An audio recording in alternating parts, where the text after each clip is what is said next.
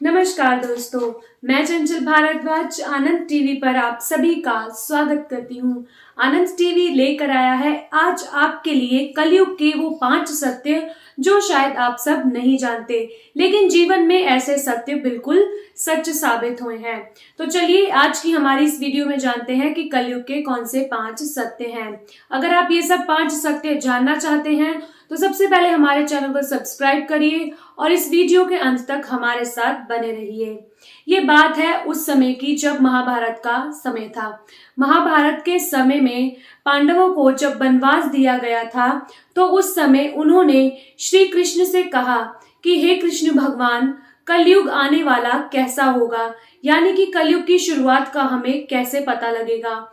उस समय श्री कृष्ण ने कहा कि तुम पांचों जब जंगलों में जाओगे तो तुम्हें कुछ ना कुछ आश्चर्यजनक जरूर दिखेगा, यानी कि तुम्हें सबसे अलग कुछ ना कुछ ऐसा दिखेगा जो तुम्हें संसार से भिन्न लगेगा। उस समय पांचों भाई इतनी सी बात सुनकर श्री कृष्ण की वहां से चले गए और जब वे वनवास काट कर वापिस आए तो उन्होंने श्री कृष्ण को सब बात बताई। एक एक करके पांचों भाइयों ने अपने आश्चर्यजनक दृश्य के बारे में बताया कि उन पांचों ने क्या क्या अलग अलग देखा। सबसे पहले युधिष्ठिर ने बताया कि हे कृष्ण भगवान, मैंने एक जंगल में 2 सूंड वाला हाथी देखा। तो श्री कृष्ण भगवान ने बताया कि 2 सूंड के हाथी का मतलब है कि कलयुग के आने वाले समय में इंसान तो एक होगा लेकिन उसके रूप जो हैं वो 2 होंगे।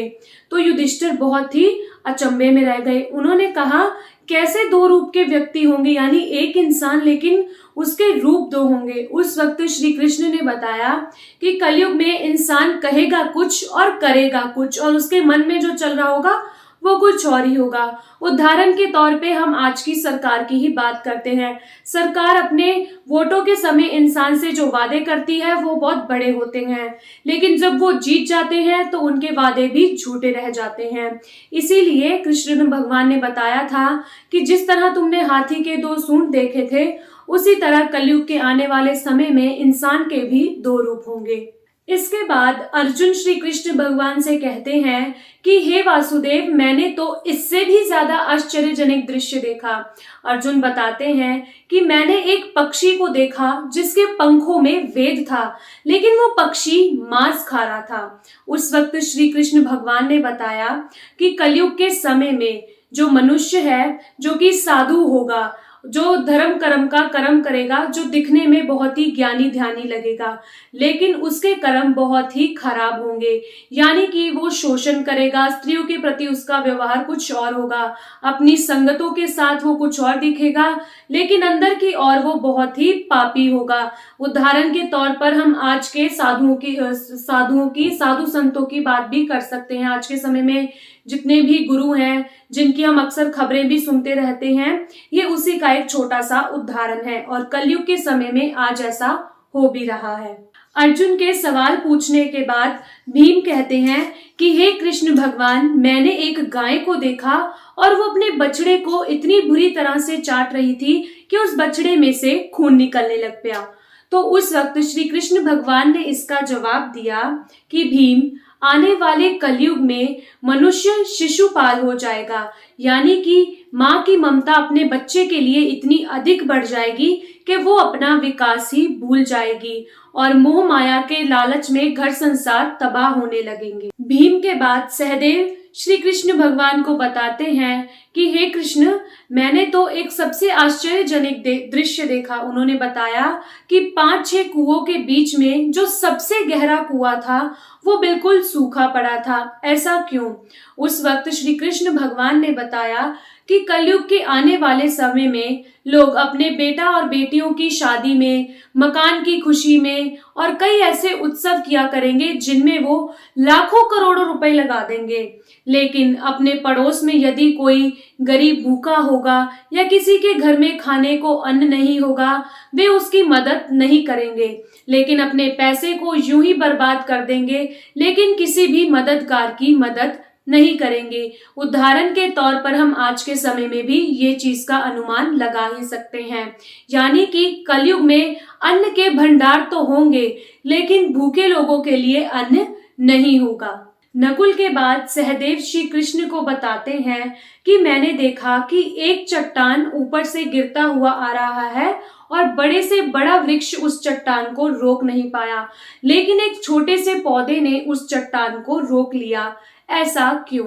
श्री कृष्ण भगवान इसका जवाब देते हुए कहते हैं कि नकुल, ये बहुत ही आम सी बात है। कलयुग में आने वाले समय में इंसान अपनी बुद्धि से धन तो अधिक कमाएगा, लेकिन उस धन से उसको कुछ भी कोई लाभ प्राप्त नहीं होगा। यानी कि उसकी बुद्धि तो बहुत होगी, और वो कमाएगा भी खूब, लेकिन उसकी कमाई उसके किसी काम की नहीं होगी।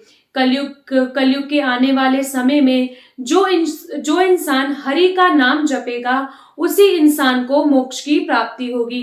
यानी कि वही इंसान अपने जीवन में सबसे ज्यादा सफलता प्राप्त करेगा। इसीलिए कलयुग में श्री कृष्ण भगवान ने बताया है कि जो मनुष्य अधिक से अधिक हरि का नाम जपेगा, उसी की जिंदगी सफल होने वाली है। इसीलिए आप सभी को कलयुग के समय में हरि का नाम लेना चाहिए, क्योंकि कलयुग का अंत जो है वो हरि का नाम से ही होने वाला है। दोस्तों, अगर आज की आपको ये हमारी वीडियो अच्छी लगी हो तो हमें कमेंट बॉक्स में कमेंट करके जरूर बताएं, और अगर और भी कोई विशेष जानकारी जानना चाहते हैं तो वो भी आप हमें कमेंट कर बता सकते हैं। नमस्कार मित्रों, आनंद टीवी पर आप सभी का स्वागत है। आनंद टीवी पर आज हम बात करेंगे चाणक्य की नीति की। दोस्तों, चाणक्य नीति में आज तक जो भी शब्द कहे गए हैं, जिस भी चीज का वर्णन किया गया है, वो हमेशा सत्य ही साबित हुई है। यानी कि उनके द्वारा कोई भी शब्द जो है वो कभी भी गलत साबित नहीं हुए, वे हमेशा सत्य बात ही कहते हैं। चाणक्य नीति के अनुसार आज हम बात करेंगे कि हमें किन महिलाओं से विवाह करना चाहिए। कौन सी ऐसी महिलाएं हैं जो आपके घर को स्वर्ग बना सकती हैं और आपके घर को नरक भी बना सकती हैं। तो चलिए आज हम बात करते हैं इस खास विषय पर। चाणक्य नीति के अनुसार उस स्त्री से कभी भी विवाह नहीं करना चाहिए जो सुंदर तो है, लेकिन उसके मन के विचार बहुत ही गलत हैं। हमारे आज के समय में मनुष्य सुंदरता पर अधिक प्रभावित होता है, लेकिन वह इंसान ये भूल जाता है कि उस सुंदर स्त्री का क्या मन भी उतना ही सुंदर होगा या नहीं। लेकिन पुरुष उसकी सुंदरता को देखते ही उस पर मोहित हो जाते हैं और उससे शादी कर लेते हैं, मगर ये कभी भी नहीं देखते क्या उसका मन भी उसकी तरह बिल्कुल सुंदर है या नहीं। और दूसरी औरत होती हैं जो हमेशा बहुत अच्छा सोचती है, लेकिन वे रूप से सुंदर नहीं होती। चाणक्य नीति में कहा गया है कि भले ही स्त्री सुंदर ना हो, लेकिन यदि उसका मन और उसके कार्य अच्छे हों तो उससे विवाह कर लेना चाहिए। लेकिन हमारे आज के समय में लोग सुंदर स्त्री को ही अधिक पसंद करते हैं, लेकिन जो स्त्री रूप से सुंदर नहीं है लेकिन मन से और स्वभाव से अच्छी है, उस नारी से हमें शादी कर लेनी चाहिए, क्योंकि वो आपके घर को स्वर्ग बना सकती है और उसके विचारों से आपका जीवन बहुत ही अच्छा हो सकता है। आचार्य चाणक्य नीति के अनुसार धार्मिक स्त्री से विवाह करना सबसे उचित बताया गया है। यानी कि जो स्त्री अधिक धार्मिक होती है, पाठ पूजा में विश्वास रखती है, उस स्त्री से विवाह कर लेना चाहिए, क्योंकि उस स्त्री से विवाह करने से घर में सुख शांति आती है और सदैव घर में लक्ष्मी का वास रहता है और वह अपने परिवार को हमेशा एक साथ जोड़े रखती है। इसके बाद चाणक्य नीति में बताया गया है कि जो महिला लालची होती है उसे कभी भी विवाह नहीं करना चाहिए, क्योंकि ऐसी महिलाएं अपने पति की कमाई, यानी कि उसके पति की जो मेहनत की कमाई होती है, उसे उड़ाने में कुछ भी क्षण नहीं लगाती। यानी कि अपनी पति की कमाई का मोल नहीं रखती। वह हमेशा घर के खर्चे जो है वो अधिक करती है और बाहर जाकर खरीदारी अधिक करती है। यानी कि उसे अपनी पति की कमाई पर कोई तरस नहीं होता। वह सदैव बाजारों में घूमती हैं और फालतू खर्चे करती हैं और बिना किसी बात से अपने पति से झगड़ती हैं, और वो भी सिर्फ पैसों के लिए। चाणक्य नीति के अनुसार ऐसी महिलाओं से कभी भी शादी नहीं करनी चाहिए, क्योंकि एक महिला जो अपने पति की कमाई का मूल्य ना डाल पाए, ऐसी महिला से विवाह नहीं करना चाहिए, क्योंकि स्त्री को घर की लक्ष्मी बताया गया है। यदि घर की लक्ष्मी बिना किसी मतलब से घर का पैसा यूं ही बर्बाद करेगी तो घर में कभी भी सुख शांति नहीं रहेगी। इसीलिए चाणक्य नीति में लालची महिला से विवाह करना बिल्कुल ही गलत बताया गया है। चाणक्य नीति के अनुसार नकारात्मक और असंतुष्ट रहने वाली महिलाओं के साथ कभी भी विवाह नहीं करना चाहिए, क्योंकि ऐसी महिलाएं अपने पति को कभी भी उसके व्यापार के लिए उसे सहारा नहीं देती, यानी कि कभी उससे संतुष्ट नहीं रहती, हमेशा उसे गलत कार्य करने के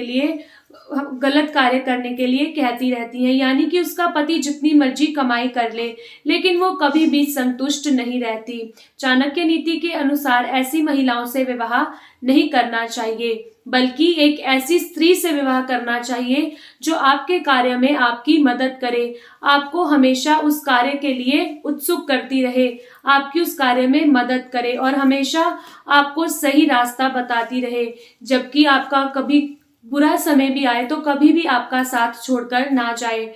क्योंकि नकारात्मक वाली स्त्रियां होती हैं, वो बुरे समय में अपने पति को छोड़कर चली जाती हैं, क्योंकि जब वे अपने पति से संतुष्ट नहीं रहती तो वे उसे भी छोड़कर चली जाती हैं। इसीलिए असंतुष्ट रहने वाली महिलाओं से भी शादी नहीं करनी चाहिए। आचार्य चाणक्य नीति के अनुसार गोपनीयता को तोड़ने वाली स्त्रियों से कभी भी विवाह नहीं करना चाहिए। गोपनीयता का अर्थ है जो स्त्री अपने घर की बात को आस पड़ोस में करती हो, सदैव अपने ससुराल और अपने पति की बुराइयां अपने मायके में करना, अपने आस पड़ोस के लोगों से करना, ऐसी स्त्री से कभी भी विवाह नहीं करना चाहिए। जो कि चुगली करती हो, इधर की बात उधर करती हो, वो महिला कभी भी अपने घर संसार को नहीं बसा सकती, क्योंकि घर की लक्ष्मी ही यदि अपनी घर की बुराई जगह जगह करेगी तो उस घर में लक्ष्मी कभी वास नहीं करेगी और वे स्त्री भी अपने घर को नहीं बसा पाएगी। इसीलिए चाणक्य नीति के अनुसार ऐसी स्त्रियों से विवाह करना गलत बताया गया है। दोस्तों, अगर आज की ये वीडियो आपको हमारी अच्छी लगी हो तो कमेंट करके हमें जरूर बताएं और आगे की विशेष जानकारी जानने के लिए हमारे चैनल के साथ बने रहें।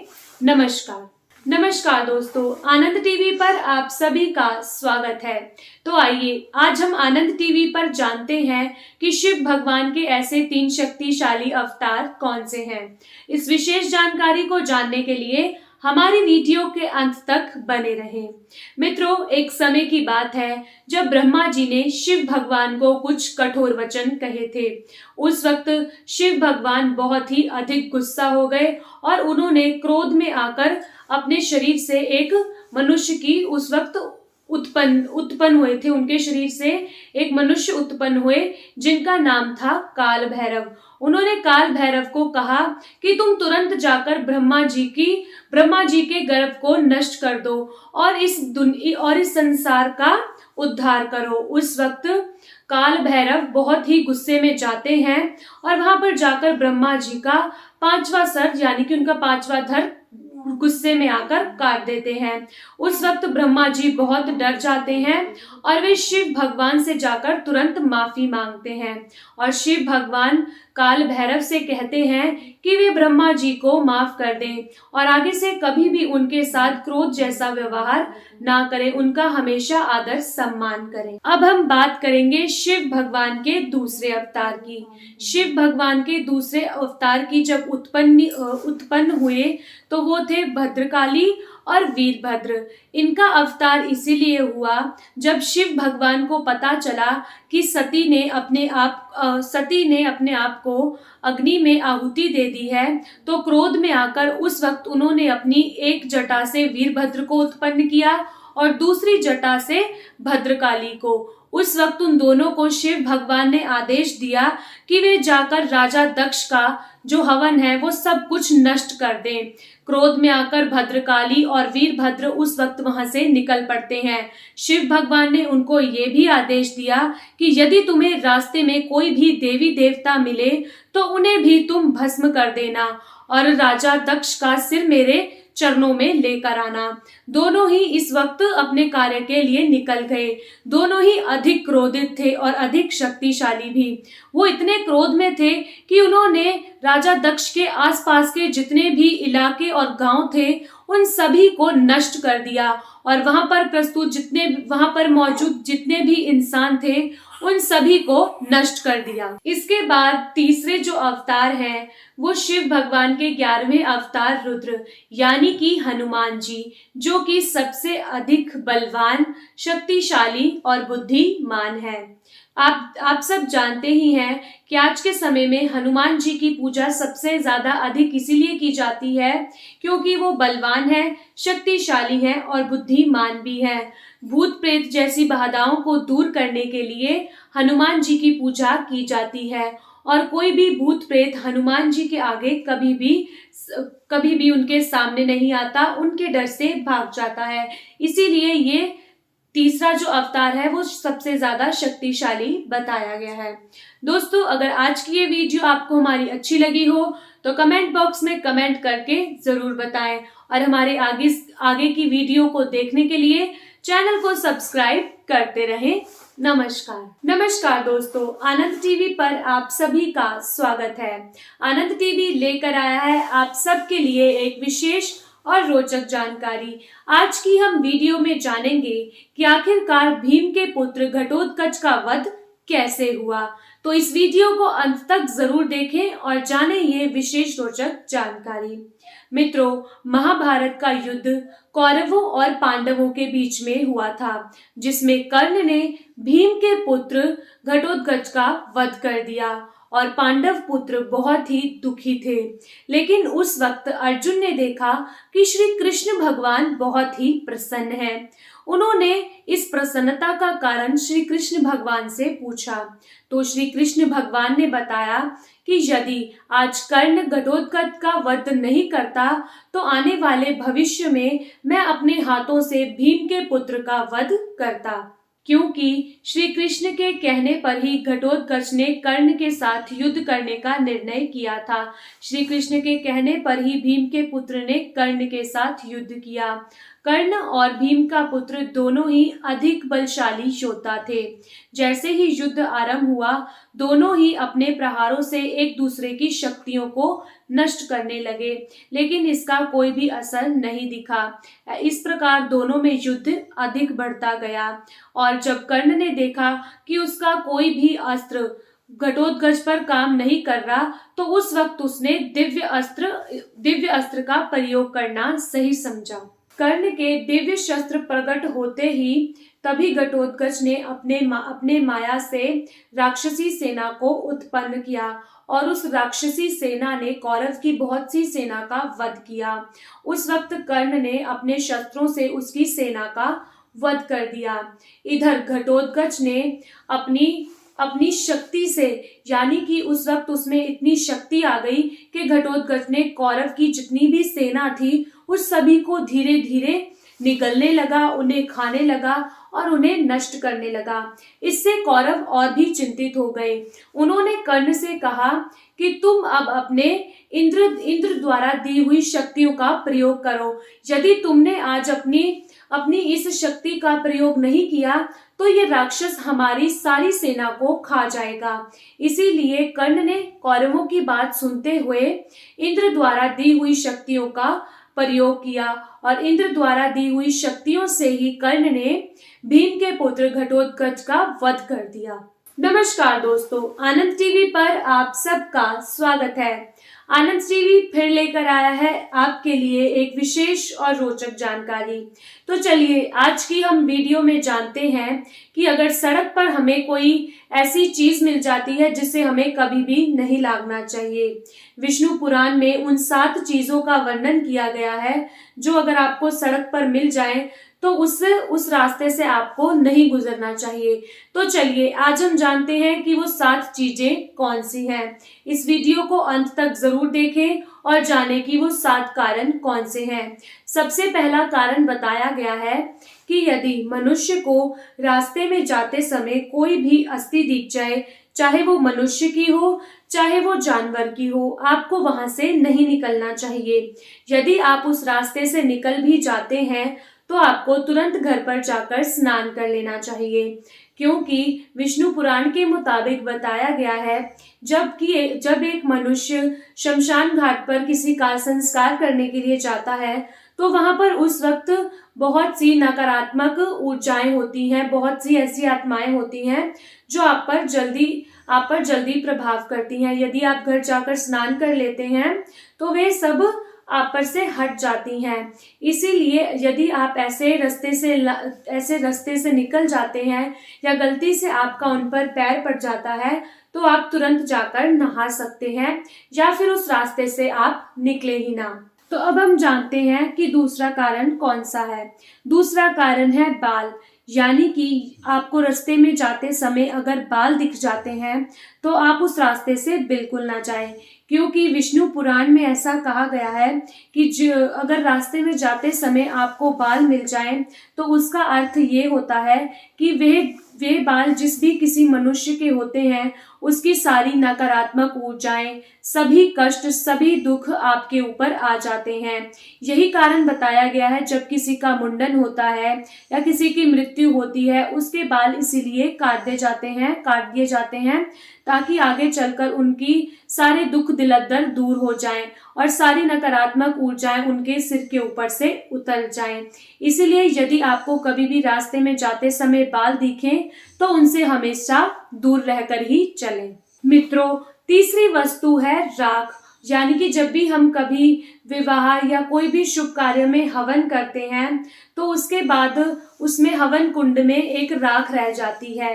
आप सब लोग जानते ही हैं कि अग्नि जो है वो एक देवता का रूप है, हम उसे पूजते हैं और उसकी जो राख होती है वो बहुत पवित्र होती है।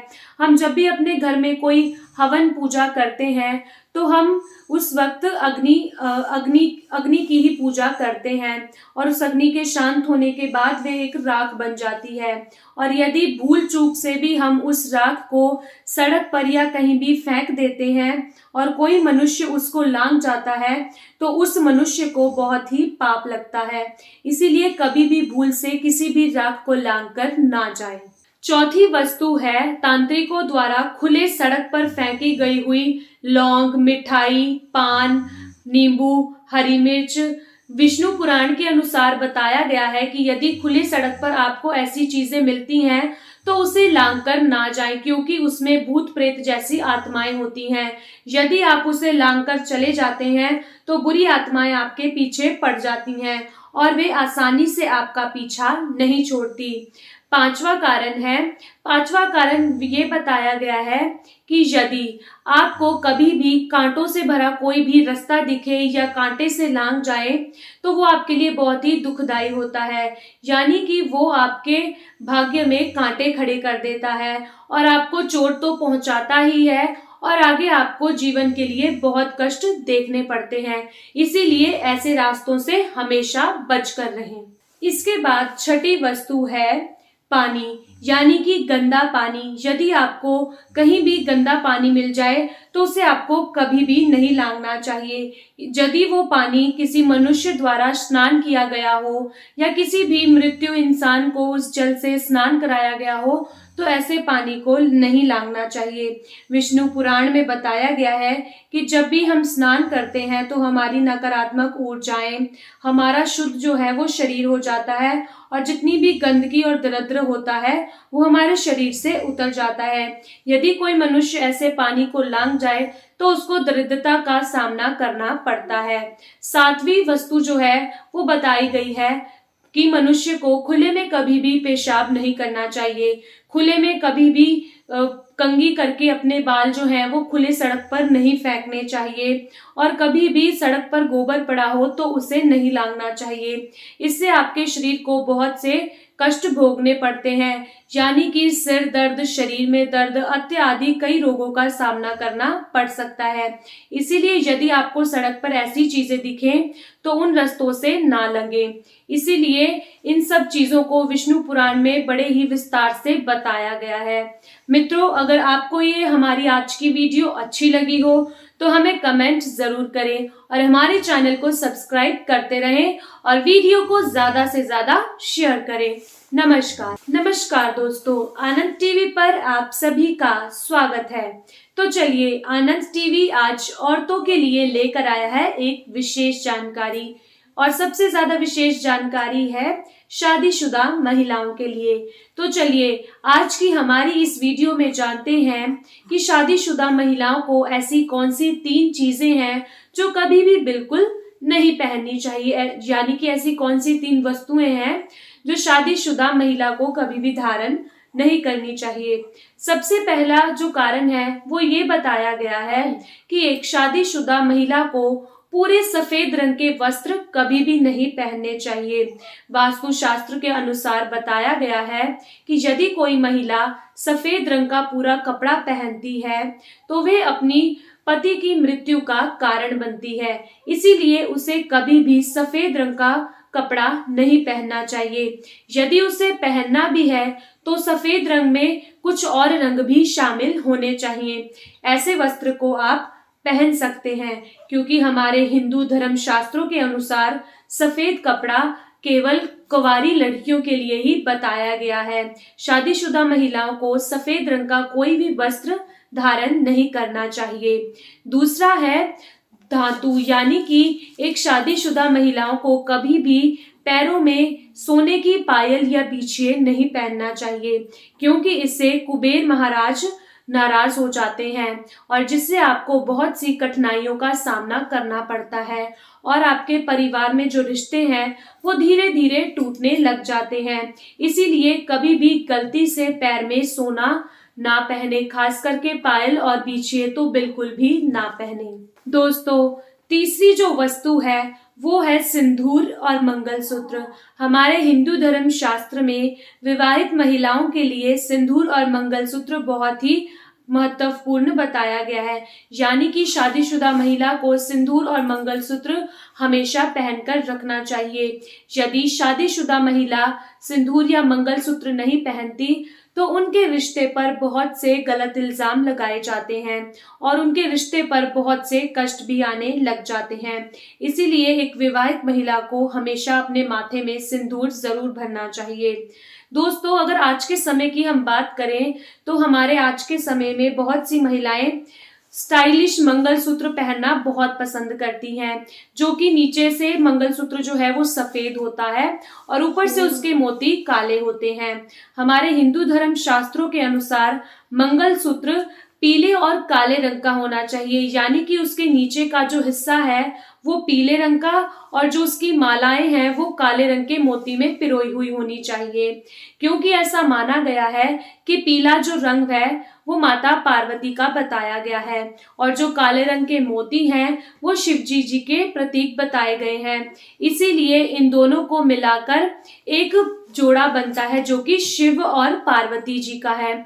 इसीलिए एक विवाहित महिलाओं को सोने का मंगलसूत्र और उसमें काले मोती पिरोए हुए होने चाहिए, जो कि एक विवाहित महिला के लिए बहुत ही शुभ माने गए हैं। यदि कोई महिला सफेद रंग और काले रंग के मंगलसूत्र को पहनती है तो उससे उनके रिश्ते में दरार आती है, उनके रिश्ते को कलंक लगता है। इसीलिए विवाहित महिलाएं इन सब चीजों का खास तौर से ध्यान रखें। अगर आपको आज की हमारी ये वीडियो अच्छी लगी हो तो कमेंट जरूर करें और आगे कोई भी ऐसी विशेष जानकारी आप जानना चाहते हैं तो अगर आप हमें कमेंट कर बता सकते हैं और हमारे चैनल को सब्सक्राइब करते रहिए और वीडियोस को अपने रिश्तेदारों में शेयर करते रहिए। नमस्कार दोस्तों, आनंद टीवी पर आप सभी का स्वागत है। आनंद टीवी आज फिर लेकर आया है आप सबके लिए एक विशेष जानकारी। तो चलिए, आज हम जानते हैं कि आचार्य चाणक्य नीति के अनुसार ऐसे कौन से सुबह 3 कार्य हैं जो हमें सुबह उठकर बिल्कुल भी नहीं करने चाहिए। इस जानकारी को जानने के लिए हमारी वीडियो को अंत तक जरूर देखें और हमारे चैनल को सब्सक्राइब करते रहें। आचार्य चाणक्य नीति के अनुसार बताया गया है कि सुबह उठते समय हमें कभी भी आईने में अपना चेहरा नहीं देखना चाहिए और कुछ लोगों का ऐसा मानना है कि सुबह वे यदि किसी अन्य व्यक्ति का चेहरा देख लेते हैं तो उनका दिन जो है वो बहुत ही शुभ माना जाता है। लेकिन हमारे हिंदू धर्म शास्त्रों के अनुसार ये गलत है। हमें सुबह उठते समय कभी भी आईना नहीं देखना चाहिए और ना ही किसी अन्य व्यक्ति का चेहरा देखना चाहिए। इससे आपके जीवन में बहुत बुरा प्रभाव पड़ता है। इसीलिए सुबह सबसे पहले उठकर ये कार्य तो बिल्कुल ना करें। सुबह सबसे पहले उठकर आपको भगवान का ध्यान करना चाहिए और अपने हाथों की हथेली को देखते हुए उस हाथ की हथेली को चूमना चाहिए। इससे आपके दिन की शुरुआत बहुत ही प्रभावशाली होगी और जिस भी कार्य को आप करना चाहते हैं उस दिन वो कार्य आपका सफल रहेगा। इसके बाद दूसरा जो कारण है वो ये है कि मनुष्य को सुबह उठकर कभी भी रोना नहीं चाहिए। मित्रों, हमारे घर में अक्सर ऐसा होता है कि हम सुबह उठते हैं, कोई ना कोई बात को लेकर घर में छोटा सा कलेश या कोई भी ऐसी छोटी मोटी बात हो जाती है जिसे लेकर मनुष्य रोने लगता है। यदि वे सुबह का समय हो तो आपको सुबह के समय कभी भी रोना नहीं चाहिए, क्योंकि इससे आपका पूरा दिन खराब हो जाता है। आपका पूरा दिन जो दिमाग है वो नकारात्मक ऊर्जाओं की तरफ चले जाता है। इसीलिए सुबह कभी भी उठकर रोना नहीं चाहिए। जब भी सुबह उठो एक खुशी के चेहरे के साथ उठो और अच्छी अच्छी चीजें आपको सोचनी चाहिए जिससे कि आपका वो दिन बिल्कुल अच्छा निकले। इसलिए सुबह उठकर कभी भी ना रोएं। इसके अलावा तीसरा जो कारण ये है कि मनुष्य को कभी भी सुबह उठकर खबरें नहीं देखनी चाहिए, क्योंकि हमारे आज के समय में अधिकतर ऐसे पुरुष हैं जो सुबह उठकर सबसे पहले टीवी में न्यूज देखते हैं या फिर अखबार पढ़ते हैं। ऐसा चाणक्य नीति के अनुसार गलत बताया गया है, क्योंकि सुबह उठते समय यदि हम नकारात्मक खबरों को पढ़ते हैं, यानी कि खबरों में अक्सर ही कुछ ना कुछ बुरी खबरें ही आती हैं जो कि फिर सारा दिन हमारे दिमाग में घूमती ही रहती हैं। अगर सुबह की शुरुआत ही आपकी नकारात्मक खबरों से होगी, बुरी खबरों से होगी, तो उससे आपका दिन भी पूरा खराब जाएगा और आपके दिमाग में वो सब चीजें घूमती ही रहेंगी। इसलिए सुबह उठकर आप खबरें कभी भी ना देखें। अगर सुबह उठकर आपको कुछ करना भी है तो सुबह सबसे पहले उठकर आप पाठ सुन सकते हैं और कोई भी ऐसा धार्मिक भजन या कुछ भी ऐसा अच्छा सुन सकते हैं जिससे आपका सुबह का दिन जो है वो बढ़िया निकले। इसीलिए कभी भी सुबह उठकर ऐसी खबरें ना सुने जिनसे आपका पूरा दिन दिमाग जो है वो खराब रहे। इसके अलावा चाणक्य नीति के अनुसार ये भी बताया गया है कि हमें सुबह बासे मुंह से कभी भी चाय कॉफी नहीं पीनी चाहिए। हमारी आज की जनरेशन जो है वो बेड टी लेना बहुत ही पसंद करते हैं, लेकिन चाणक्य नीति के अनुसार जो मनुष्य सुबह बिना कुल्ले के यानी कि बिना ब्रश के अगर चाय पानी या कुछ भी अन्न खाता है तो उससे उसका शरीर रोगी हो जाता है और उसको कई बीमारियां घेर लेती हैं, क्योंकि ऐसा भोजन या बेड पर बैठे खाना पीना सिर्फ बीमार और मरीज लोगों के लिए ही बताया गया है। यदि आप सुबह उठकर ब्रश नहीं कर पाते तो सुबह उठकर तुम्हें कुल्ला जरूर करना चाहिए, क्योंकि इससे आपके मुंह में जो भी गंदगी होती है वो साफ हो जाती है। अगर आप सीधा उठकर बेड पर से ही चाय पीने लग जाएं तो वो आपके शरीर के लिए बहुत ही हानिकारक होती है और इससे भगवान भी रुष्ट हो जाते हैं। इसीलिए सुबह उठकर ऐसे कार्य बिल्कुल ना करें। दोस्तों, अगर आज की ये वीडियो आपको हमारी अच्छी लगी हो तो कमेंट करके जरूर बताएं और वीडियो को ज्यादा से ज्यादा शेयर करें। नमस्कार। मित्रों, सफलता का जो 6वां कारण है वो ये है कि जो मनुष्य अपने घर में तुलसी रखता है और तुलसी की पूजा करता है वे मनुष्य हमेशा ही निरोगी रहता है और हमेशा स्वस्थ रहता है। इसीलिए हमें तुलसी की जो पूजा है वो रोज करनी चाहिए अपने घर में और भगवान को भोग लगाते समय तुलसी का एक पत्ता तोड़कर उसका ही भोग लगाना चाहिए। और जो मनुष्य विष्णु जी की पूजा करने के बाद तुलसी जी की पूजा करता है, उस मनुष्य के घर में हमेशा धन की वृद्धि होती है और भगवान उससे बहुत ही प्रसन्न रहते हैं और घर में जितने भी सदस्य होते हैं वे हमेशा निरोगी रहते हैं। इसीलिए अपने घर में तुलसी जरूर रखें। सातवां कारण है, जो मनुष्य मंदिर और अपने धर्म का सम्मान करता है वे मनुष्य हमेशा स्वर्ग की ओर जाता है, और जो मनुष्य हमेशा धर्म और मंदिर का अपमान करता है, भगवान द्वारा बताए गए श्लोक और ऐसे धर्मों का निरादर करता है, उसे भगवान नरक की ओर भेजते हैं और उसे नरक में बहुत से कष्ट भोगने पड़ते हैं। इसीलिए मनुष्य को हमेशा धर्म और मंदिर का सम्मान करना चाहिए। कभी भी भगवान के वचनों या किसी ज्ञानी ध्यानी के द्वारा बताई हुई बात का अपमान नहीं करना चाहिए। ऐसा मनुष्य कभी भी अपने जीवन में सफल भी नहीं होता और भगवान उसे नरक की ओर भेज देते हैं और मरने के बाद उसे बहुत से कष्ट भोगने पड़ते हैं।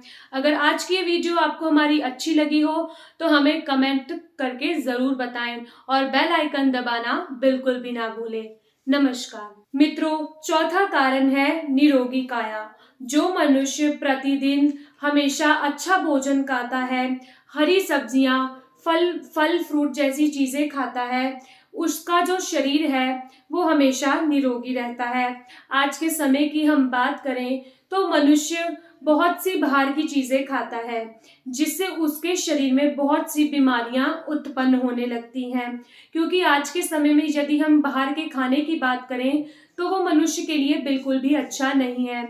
इसीलिए जो मनुष्य अपने खाने की और सेहत का ध्यान रखता है, उस मनुष्य का जो शरीर है वो निरोगी रहता है, जिससे उसका दिमाग भी बहुत अच्छा चलता है। क्योंकि जिसका शरीर ही स्वस्थ रहेगा वो मनुष्य ही आगे सफलता कर पाएगा, लेकिन जिसका शरीर ही रोगी रहेगा, उसका दिमाग काम नहीं करेगा, वो सदैव बीमार रहेगा। इसीलिए अच्छी काया और निरोगी रहने के लिए इन सब चीजों का महत्व बताया गया है। इसीलिए कभी भी बुरे भोजन को ना खाएं और बाहर का खाना तो बिल्कुल ना खाएं। हमेशा अच्छी चीज खाएं जो कि आपके शरीर के लिए भी अच्छी हो और आपके दिमाग के लिए भी अच्छी हो। और पांचवा कारण ये है एकादशी का व्रत। मित्रों, एकादशी के व्रत का बहुत ही बड़ा महत्व है। जो भी मनुष्य इस व्रत को रखता है उसकी इच्छा तो पूर्ण ही होती है और भगवान उस पर अपनी कृपा बनाए रखते हैं। यानी कि वो यदि एकादशी का व्रत रख लेता है तो भगवान उसकी प्रार्थना सुन लेते हैं, क्योंकि ये व्रत बहुत बड़ा बताया गया है। यदि मनुष्य से कोई पाप भी हो गया हो तो एकादशी का व्रत रखने से वे उसका पाप भी कट जाता है, यानी कि भगवान उसे उस पाप की सजा माफ कर देते हैं। इसीलिए एकादशी का व्रत मनुष्य को अवश्य रखना चाहिए। इसके बाद तीसरा सफलता का कारण बताया गया है ज्ञान और अभ्यास। मित्रों, अगर हम ज्ञान की बात करें तो आज के समय में हमारे पास जितना भी ज्ञान हो वो भी कम है। ये हम विद्यार्थियों के लिए बात करेंगे कि विद्यार्थी को हमेशा अभ्यास करते रहना चाहिए। अभ्यास से ही वे अपने जीवन में सफल होता है। वो कहते हैं ना कि अगर हम पत्थर पर बार बार रस्सी को रगड़ेंगे तो उस पत्थर पर भी उसके निशान बन जाते हैं। और फिर चाहे कितना भी मूर्ख व्यक्ति क्यों ना हो, यदि वे बार बार अभ्यास करता जाएगा तो वे अपने जीवन में सफल हो जाएगा। इसीलिए अपने जीवन में हमें अधिक से अधिक ज्ञान की बातें करनी चाहिए, ज्ञान से जुड़ी हर एक चीज पढ़नी चाहिए और अभ्यास हमेशा ही करना चाहिए। इससे आपके जीवन में सफलता आती है और आपको हर धर्म ज्ञान की चीज के बारे में पता लगता है। मित्रों, दूसरा सफलता का कारण बताया गया है कि जो मनुष्य हमेशा नहा धोकर साफ सुथरे कपड़े पहनता है वो मनुष्य अपने जीवन में बहुत तरक्की करता है, और जो मनुष्य कभी नहाता धोता नहीं है, साफ सुथरे कपड़े नहीं पहनता, उसके घर में दरिद्रता का वास होता है। इसीलिए इस चीज का खास ध्यान रखें कि यदि आप अपने घर में सफाई नहीं रखेंगे, नहाएंगे धोएंगे नहीं, साफ सुथरे कपड़े नहीं पहनेंगे तो ये आपकी असफलता का कारण हो सकता है। इसीलिए इन चीजों का हमेशा ध्यान रखें। नमस्कार दोस्तों, आनंद टीवी पर आप सभी का स्वागत करती हूँ। तो चलिए आज की हमारी इस वीडियो में जानेंगे कि गरुड़ पुराण में ऐसी कौन सी 7 बातें हैं जो मनुष्य के लिए अति आवश्यक बताई गई हैं। यानी कि कोई मनुष्य अगर उन 7 बातों को मान ले और उन 7 बातों पर अपने सही तरीके से चलना शुरू हो जाए तो उसका जीवन सफल हो जाएगा। हमारी इस वीडियो को अंत तक जरूर देखें और जानें कि वो 7 सफलता के कारण कौन से हैं। तो चलिए अब हम शुरुआत करते हैं पहले कारण की, संयम और सतर्कता। मित्रों, अगर हम कलयुग में जी रहे हैं तो हमें अपने दुश्मन से हमेशा सतर्कता के साथ रहना चाहिए। संयम, हमेशा हमें संयम रखना चाहिए। अपने शत्रु से लड़ने के लिए हमें चतुर रहना चाहिए, यानी कि हमारा दुश्मन हम पर कभी भी वार कर सकता है। इसीलिए तुम्हें हमेशा संयम रखना चाहिए और अपनी बुद्धि के साथ उस पर अपना वार करना चाहिए, क्योंकि अक्सर गुस्से में हम कुछ भी ऐसा कर जाते हैं जो सामने वाला दुश्मन उसका फायदा उठा जाता है। आपने अक्सर देखा होगा कि कुछ लोग मुंह पर बहुत ही मीठे होते हैं लेकिन वो पीठ पीछे हमारे दुश्मन होते हैं और हम जैसे भोले इंसान उन्हें पहचान भी नहीं पाते। लेकिन आपको जब भी अपने दुश्मन का सामना करना हो तो सबसे पहले है संयम। संयम जरूर रखें और सतर्कता के साथ अपने शत्रु पर वार करें। नमस्कार मित्रों, आनंद टीवी पर आप सभी का स्वागत है। आनंद टीवी आज फिर लेकर आया है आपके लिए एक विशेष जानकारी। दोस्तों, आप सभी जानते हैं कि समय में बहुत शक्ति है। जो इंसान सही समय का इंतजार करता है वे अपने जीवन में बहुत खुश रहता है। एक इंसान का समय जो है वो कभी एक जैसा नहीं रहता। इंसान की जिंदगी में खुशी गम के मौके आते ही रहते हैं, लेकिन जो इंसान ऐसे समय को पार कर जाता है वही अपनी जिंदगी में सफल होता है। तो चलिए, आनंद टीवी आज आपको बताने जा रहा है ऐसी 3 चीजें जो आपको बुरे वक्त में आपका बहुत साथ देंगी और बुरे वक्त में आपको इन चीजों का ध्यान रखना है। तो चलिए वो 3 चीजें अब हम आपको बताने जा रहे हैं। हमारी वीडियो को अंत तक जरूर देखें। दोस्तों, चाणक्य नीति के अनुसार सबसे पहला जो कारण है वो है आत्म संयम। मित्रों, बुरा समय जो है वो हर किसी के जीवन में आता ही है, लेकिन जो मनुष्य बुरे समय का डटकर सामना करता है वही जिंदगी में आगे चलकर कुछ कर पाता है। जब मनुष्य के जीवन में बुरा समय आता है तो कुछ लोग या तो फिर आत्महत्या कर लेते हैं या फिर इस संसार में बुरा भला कर्म करने लग जाते हैं। आपको इस बात का ख्याल रखना है कि जब भी बुरा समय आए अपने आप पर संयम रखें और कभी भी गुस्से में आकर कोई भी गलत कार्य ना करें जो आगे चलकर आपके परिवार के लिए कष्टदायक हो सकता है। इसके बाद है दूसरा कारण, यानी कि धैर्य। जो इंसान अपने बुरे वक्त में धैर्य रखता है, यानी कि सही समय और सही वक्त का इंतजार करता है, वह इंसान अपनी जिंदगी में सफल हो जाता है। जब भी बुरा समय आता है कई लोग जो होते हैं वो धैर्य नहीं रखते। यदि उनकी किसी के साथ दुश्मनी है तो वे अपने शत्रु तक को मारने के लिए उतारू हो जाते हैं। हमारे कई दुश्मन ऐसे होते हैं जो कि सामने से वार नहीं करते लेकिन पीठ पीछे से हमारे खास होकर हम पर वार करते हैं। लेकिन जब इंसान को अपने शत्रु के बारे में पता लगता है तो वे गुस्से में जाकर कोई भी उसके साथ गलत काम करने के लिए पहुंच जाता है, यानी कि उसे मारने तक भी उतारू हो जाता है। दोस्तों, इसी तरह से आपको बुरे समय में धैर्य रखना है और सही वक्त का इंतजार करना चाहिए, क्योंकि जो मनुष्य मीठे बनकर आप पर वार करते हैं, जब समय का पहिया चलता है तो तब उसका भी समय पलट जाता है। उस इंसान के साथ भी बुरा होता है और जिस इंसान ने आपके साथ बुरा किया होता है वो आगे चलकर बहुत कष्ट पाता है। लेकिन अगर वे इंसान कष्ट तभी पाएगा जब आप धैर्य रखेंगे, आप उसके साथ कुछ गलत नहीं करेंगे अपनी तरफ से। इसीलिए सबसे पहले जो है वो धैर्य रखना सीखिए। कभी बुरा समय आए, किसी दुश्मन के साथ अगर आपको बदला लेना है, या आप सही समय का इंतजार कर रहे हैं, या आप ये सोचते हैं कि मैं इसे खुद जाकर मार दूं या इसके साथ कुछ गलत कर दूं, तो ऐसा आप कभी ना करें, क्योंकि समय सबको जवाब देता है। इसीलिए धैर्य रखकर ही उसके उसके बुरे समय का इंतजार करें और अपने सही समय आने का भी इंतजार करें। मित्रों, तीसरा कारण ये है कि जो मनुष्य अपने बुरे समय में सही निर्णय ले लेता है, वह इंसान कभी दुख नहीं पाता।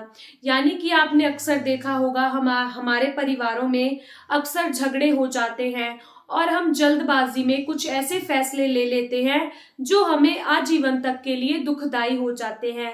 इसीलिए कभी भी बुरे समय में जल्दबाजी में ऐसा निर्णय ना लें जो आपके जीवन को नष्ट कर दे, आपके परिवार को हमेशा के लिए बर्बाद कर दे। इसीलिए बुरे समय में हमेशा धैर्य के साथ ही कोई फैसला ले।